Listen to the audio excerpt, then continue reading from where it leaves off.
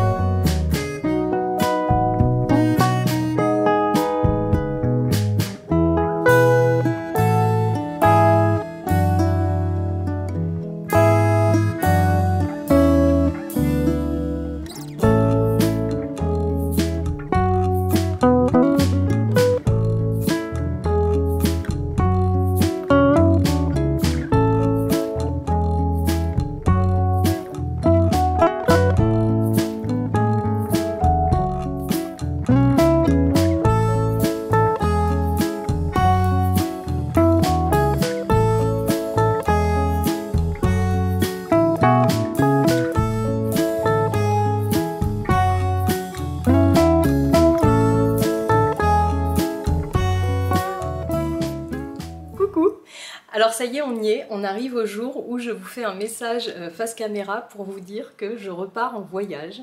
Je suis, alors j'allais dire trop heureuse et à la fois c'est pas totalement vrai. Alors ce message, j'ai rêvé de vous le faire et à la fois je l'ai repoussé jusqu'à ce qu'on soit là à quelques jours du voyage, tellement j'ai eu peur que ça se fasse pas. Alors je suis hyper heureuse de repartir en voyage, on est hyper heureux, voilà, les voyages dans notre vie c'est quelque chose de... C'est pas uniquement des vacances pour nous, je sais que tout le monde comprendra pas forcément ou du moins ne prendra pas la mesure de ce que je dis dans ce clip parce que... faut vraiment être amoureux des voyages, c'est notre cas.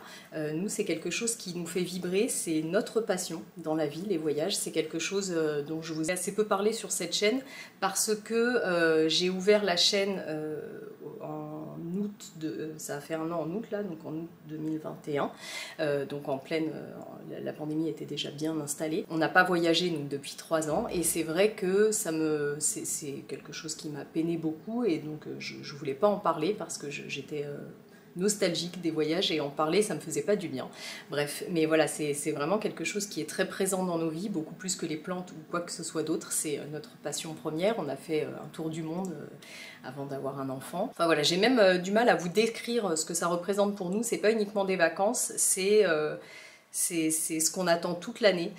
Les vacances, on les attend toute l'année, mais ces 3 dernières années, quand on partait en vacances, c'était juste chouette parce qu'on faisait une pause et pourtant on est allé en Italie, on est allé découvrir des coins de France qui étaient sympas, donc c'était chouette aussi, mais c'était pas le voyage. Je sais pas comment vous expliquer ce que ça nous fait de voyager, de partir, de mettre notre sac à dos et de partir dans des endroits où on parle pas notre langue, où on découvre de nouvelles cultures, où on se mélange aux gens, où on observe, enfin voilà, on en prend plein les yeux, plein le nez, plein les oreilles et c'est vraiment ce qui nous fait vibrer dans la vie. Donc je suis hyper heureuse de pouvoir repartir et à la fois j'ai vraiment du mal à réaliser parce que j'ai eu tellement peur que ça se fasse pas et je vais pas vous mentir, j'ai toujours peur que j'arrivais pas à vous le tourner ce segment de vidéo. J'ai vraiment attendu le dernier moment parce que je voulais pas avoir l'air d'un robot en vous disant ça et mais j'arrivais pas à réaliser. Jusqu'au dernier moment, on avait un peu l'épée de Damoclès au-dessus de la tête. Quand on a réservé ces billets, c'était vraiment le flou artistique, c'était il y a des mois.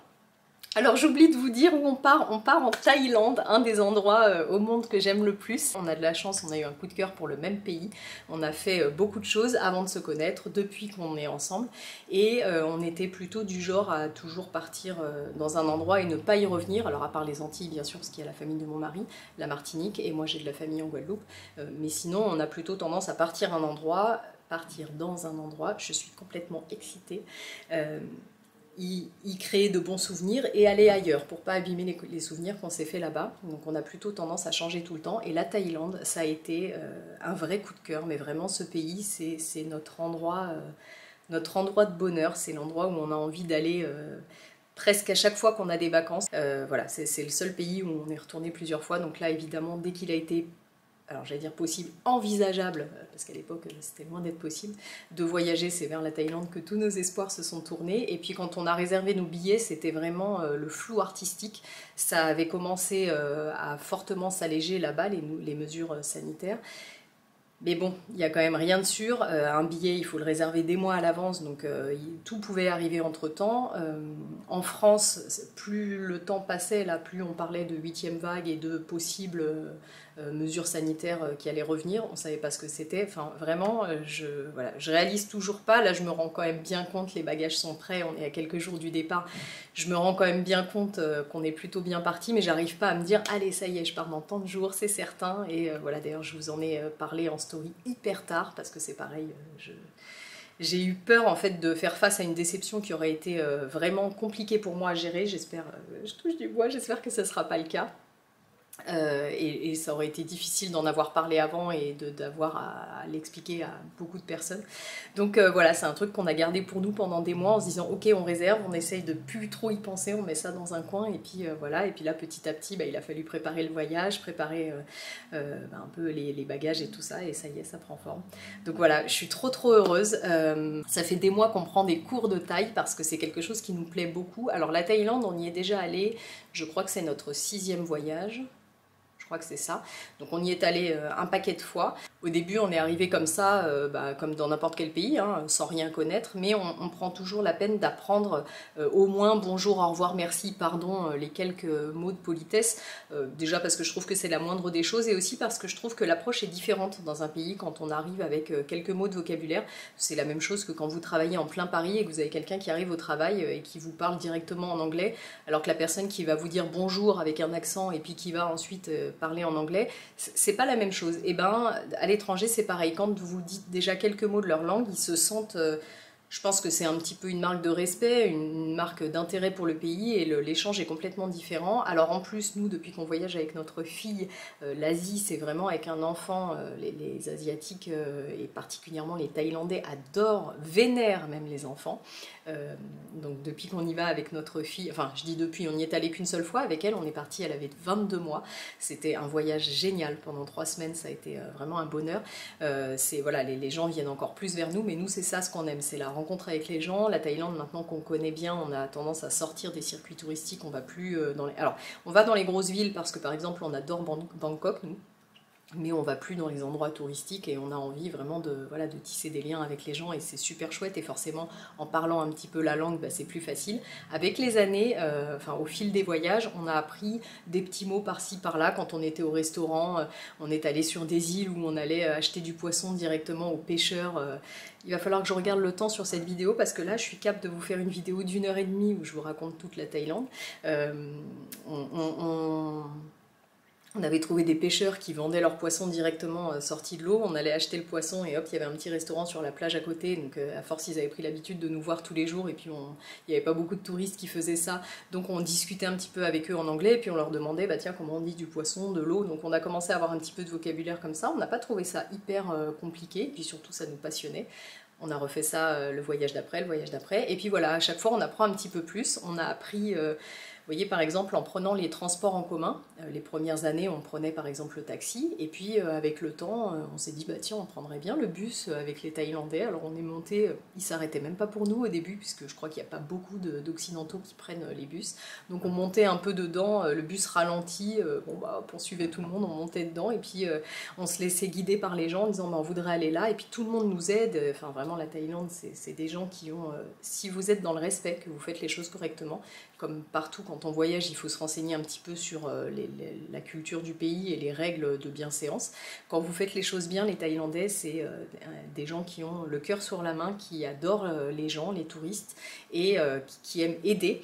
Donc voilà, on a eu des super expériences comme ça dans les transports en commun, et notamment on a appris à compter de 1 à 10 avec une petite fille de 4 ans lors de notre deuxième voyage, parce qu'on a attendu un bus super longtemps, puis après on n'était pas allé dans le bon sens, donc on a dû le reprendre dans l'autre sens, et on a fait une partie du chemin avec elle, et voilà, elle nous a appris à compter, donc c'était super chouette. Et voilà, petit à petit, il y a un petit intérêt pour la langue thaïlandaise qui s'est installé, et donc cette année, on s'est dit, bah tiens, est-ce qu'on prendrait pas carrément une application pour apprendre un peu un petit peu plus de choses, et puis on a proposé ça à notre fille, donc pour rappel ma fille a 4 ans et demi, enfin presque 5 ans maintenant, et elle a adoré, et moi je suis bluffée par la vitesse à laquelle elle a appris. Donc on a commencé ça il y a 1 mois et demi. Elle connaît une tonne de mots, c'est hyper bien fait l'application, avec des petites images, et puis voilà, ça lui dit les noms, elle les répète et elle doit retrouver. Elle connaît un paquet de choses, c'est super chouette. Enfin voilà, on a été longtemps dans la préparation du voyage, j'en parlais pas parce que j'avais peur que la bulle éclate, et puis maintenant je peux vous le dire, donc voilà, je suis hyper heureuse. Au moment où vous verrez cette vidéo, je serai dans l'avion, direction un endroit qui me plaît trop, et puis donc moi je vous ai préparé des vidéos sur la chaîne pour meubler ces semaines de vacances.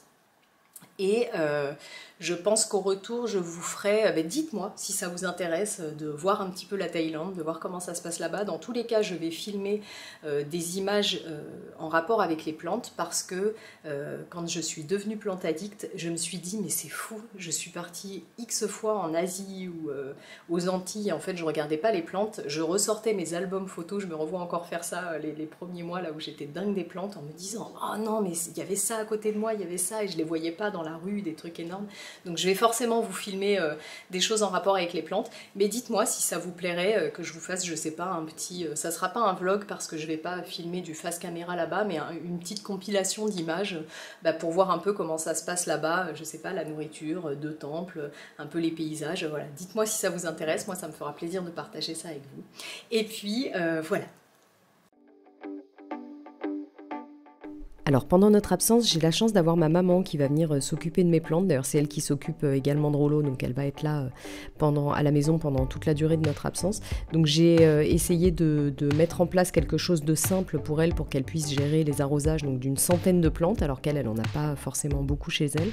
Donc j'ai fait un système avec des gommettes voilà, et des couleurs. Pendant plusieurs semaines, là j'ai observé mes plantes, parce qu'en plus on est en train de changer de saison, donc les plantes boivent moins. Vous voyez, j'ai fait un tableau sur mon ordinateur avec un code couleur, et je me suis noté à chaque fois le moment où j'arrosais mes plantes, et puis la fois d'après et encore la fois d'après. J'ai fait ça sur 2 ou 3 cycles pour voir vraiment aujourd'hui la fenêtre d'arrosage pour chaque plante. Donc ça a été très long et très fastidieux à faire, mais voilà, au moins maintenant c'est simple. Là, à quelques jours du départ, j'ai juste à répertorier toutes les plantes. Donc je lui fais un code d'arrosage avec les plantes à arroser 1 fois par semaine, 2 fois par semaine ou toutes les 2 semaines en fonction des plantes. C'est comme ça que je me suis organisée.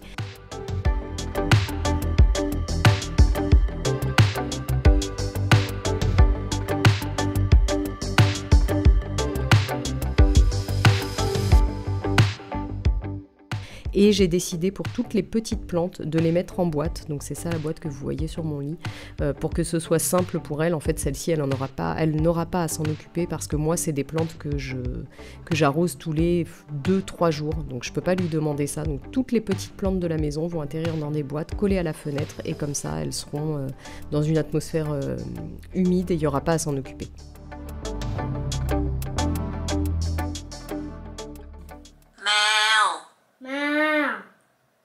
Bravo. Ma.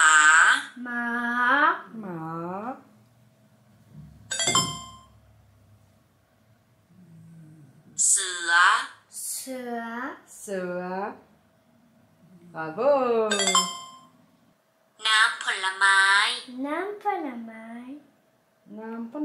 Oui.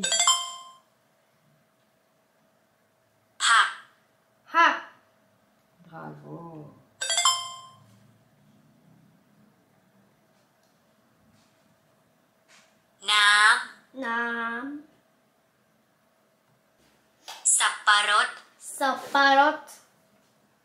Bravo. Gluai. C'est quoi glouai? Angoun. Je donne les anglais. Et c'était quoi glouai? Banane. Oui. Ça va montrer. Apple. Ah bah attends, t'as pas demandé le mot. Vas-y. Tengmo. Bravo. Coucou! Vous le voyez, le grand sourire de la voyageuse qui part bientôt. Je suis au maximum du bonheur possible. C'est des trop bons moments, on est en train de tout préparer, c'est trop chouette. Bon bref, voilà, je suis en explosion de bonheur. Et avant de le mettre dans ma valise, je voulais vous montrer un produit qui est super bien et que j'utilise depuis plusieurs années. Et je me suis dit encore une fois que ça valait le coup d'en parler. C'est un produit de la marque Weleda, de la gamme Skin Food. Donc Weleda, c'est des produits qui sont en général plutôt toujours bien composés, comme toujours. Moi, j'y vais pas les yeux fermés, mais en tout cas, j'ai déjà pris plusieurs fois, notamment pendant ma grossesse, je prenais un lait hydratant. Enfin voilà, j'ai trouvé des choses pas mal chez Weleda. J'utilise un gel douche pour ma fille depuis sa naissance de chez Weleda. Et cette gamme-là, pardon, Skin Food, la gamme verte, c'est une gamme qui est très nourrissante. Et alors ils font une crème pour les mains, il y a plusieurs choses, et ça c'est un baume à lèvres. Et je vous en parle pourquoi dans ce vlog, pourquoi avant de le mettre dans ma valise, parce que moi c'est quelque chose, c'est un de mes indispensables pour l'avion. J'emmène toujours ça, voilà, dans mon sac cabine, parce que dans l'avion ils mettent la clim à fond et que moi ça me... abîme, c'est pas le mot, il faudrait un mot plus fort, mais j'en trouve pas des corrects. Enfin, vous aurez compris ce que je veux dire, ça m'abîme très fort les lèvres, et avec ça, c'est pas le cas. Donc c'est réparateur, mais je le mets même en préventif avant d'aller dans l'avion. Et voilà, j'ai pas de problème avec la clim, parce que sinon, à chaque fois, j'arrive en vacances et j'ai les lèvres, mais vraiment gercées, c'est pas joli, j'ai la lèvre qui claque ici, au milieu, là, sur la... je sais pas comment ça s'appelle, le pli ici, et là ça s'ouvre et c'est hyper contraignant pour manger, alors encore plus quand on mange épicé, acide, etc. comme là-bas, pour parler, voilà, quand je bâille ça se rouvre à chaque fois, ça reclaque et ça saigne et c'est pas cool, bref. Donc voilà, j'utilise toujours ça et je me suis dit que j'allais vous en parler parce que vraiment je le trouve super bien. Et voilà, alors j'aurais voulu vous montrer, mais j'ai ma petite huile typologie, si vous avez vu ma vidéo sur mes favoris, j'ai une petite huile à lèvres, mais voilà, pour vous montrer, c'est assez épais.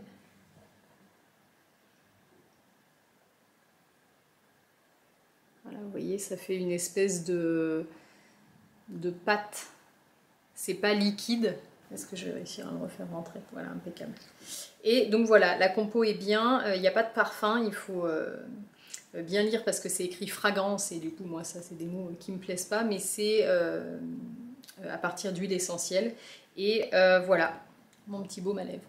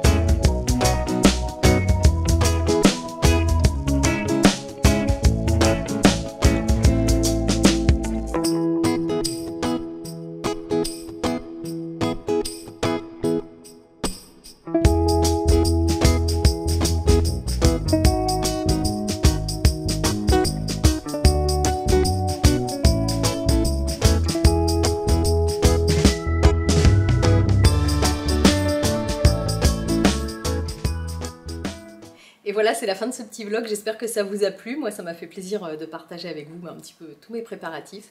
Je vous souhaite une excellente semaine, de bonnes vacances de la Toussaint pour ceux qui prennent des vacances scolaires. Je vous dis rendez-vous donc pour les vlogs, je pense mi-novembre. Et en attendant, je vous ai prévu d'autres petites vidéos pour vous tenir compagnie pendant mes vacances. Je vous dis à bientôt, ciao ciao!